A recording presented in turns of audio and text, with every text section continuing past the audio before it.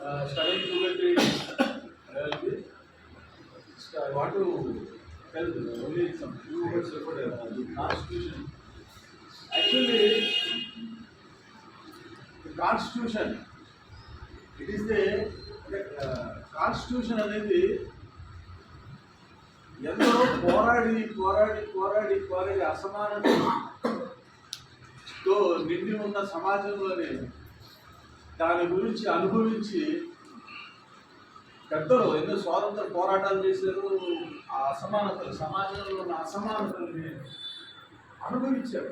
ఎంతవరకు అనుభవించారో మనిషిగా చూడలేని రోజుల దగ్గర నుంచి మన సాటి మనిషి ఉన్నతమైన స్థానానికి ఎదగాలి అని అనుకుంటే నా ఉద్దేశంలోనే అందరికీ ఉన్నాడు. కానీ డాక్టర్ బాబాసాహెబ్ అంబేద్కర్ గారికి నేను అడుగు నిజంగా ఆయనకి హృదయపూర్వక ధన్యవాదాలు తెలుపుకోవాలనిపిస్తూ ఉంటుంది. ఎందుకంటే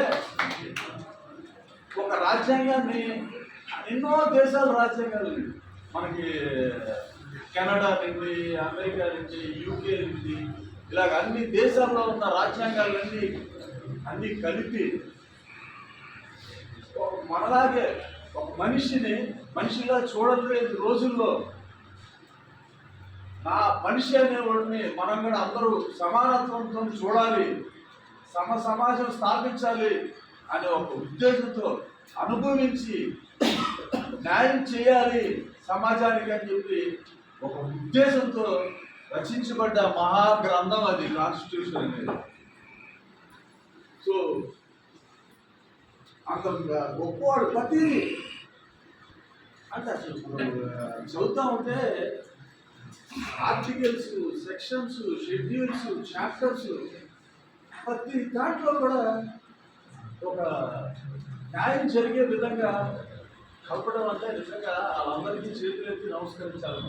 ఒక హార్డ్ వర్క్, ఆ డెఫిషియన్సీగా ఆ సమాజం గురించి ఫ్యూచరిస్టిక్ సార్ చెప్పినట్టు criticism it should be futuristic.